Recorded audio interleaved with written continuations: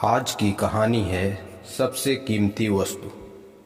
एक बार एक विदेशी राजा कृष्णदेव राय के दरबार में गया और बोला, महाराज, मैंने आपके और आपके दरबारियों के बारे में बहुत सुना है।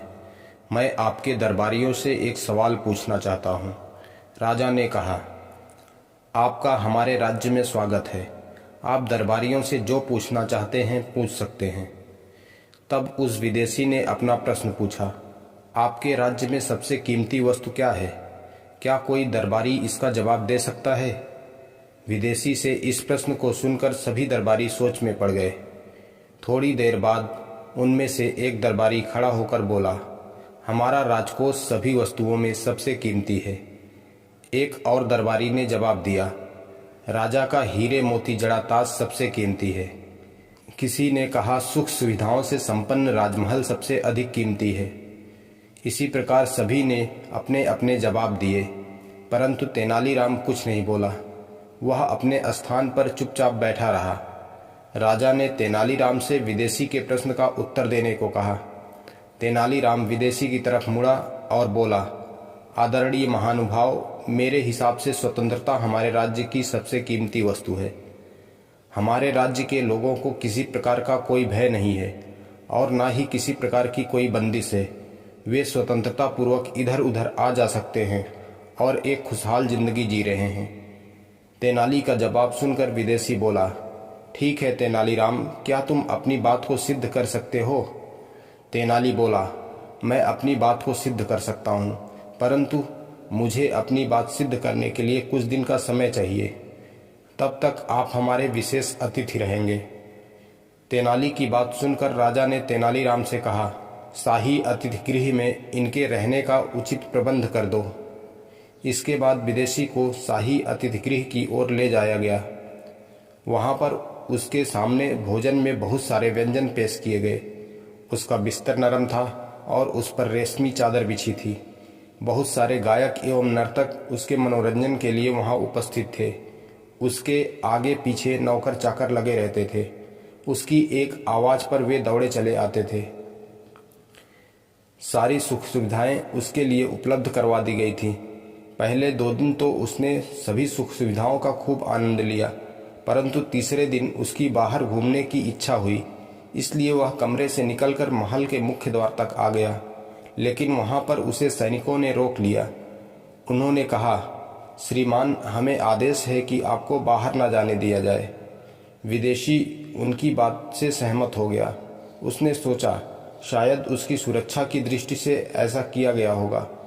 इसके 2 दिन बाद वह पूरी तरह ऊब गया। वह एक बार फिर बाहर जाना चाहता था, परंतु इस बार भी सैनिकों ने महल के मुख्य द्वार पर ही रोक लिया। इस बार सैनिकों द्वारा रोके जाने पर विदेशी को बड़ा गुस्सा आया। इस घटना के बाद भी लगभग 1 सप्ताह बीत गया। विदेशी को सभी विलासितापूर्ण सुविधाएं दी जा रही थीं, लेकिन सिर्फ बाहर जाने की इजाज़त नहीं थी। वह बार बार बाहर जाने की कोशिश करता रहा, परंतु सैनिक उसे हर बार यह कहकर रोक लेते थे कि उसे बाहर जाने की इजाज़त नहीं है। इस तरह अब उसे अतिथि गृह एक कैद खाने की तरह लगने लगा। उसे वहां आनंद नहीं आ रहा था, यहाँ तक कि उसने सारी विलासितापूर्ण वस्तुओं का उपयोग करना भी छोड़ दिया था। इसी तरह लगभग 15 दिन बीत गए। तब एक दिन राजा ने विदेशी को राजदरबार में बुलाया और बोला, श्रीमान, आप कैसे हैं? हमारे शाही अतिथिगृह में आपको कोई परेशानी तो नहीं है? विदेशी गुस्से में आकर बोला, आपको मेरी दयनीय स्थिति दिखाई नहीं देती? मैंने कई दिन से खाना नहीं खाया है। विदेशी की ऐसी बातें सुनकर राजा चौंकते हुए बोला, यह आप क्या कह रहे हैं? क्या तेनालीराम ने शाही अतिथिगृह में आपके लिए उचित प्रबंध नहीं किया था? विदेशी बोला, प्रबंध तो बहुत अच्छा था, परंतु मैं उसका आनंद नहीं ले सका, क्योंकि वहां मैं एक बंदी की तरह था। पिछले 15 दिनों से सैनिकों ने मुझे बाहर नहीं जाने दिया। राजा ने तब सैनिकों को बुलाकर उनसे इस बारे में पूछताछ की। सैनिकों ने जवाब दिया, महाराज, हम तो सिर्फ तेनालीराम जी की आज्ञा का पालन कर रहे थे। इस पर राजा तेनालीराम को डांटते हुए बोला, यह एक अतिथि के साथ व्यवहार करने का कौन सा तरीका है? तेनाली बोला, महाराज, मैं तो वही कर रहा था जो विदेशी ने मुझसे करने को कहा था। विजयनगर की सबसे कीमती वस्तु है आज़ादी। यह बात साबित करने के लिए इन्होंने ही मुझसे कहा था। मैंने तो बस वही किया।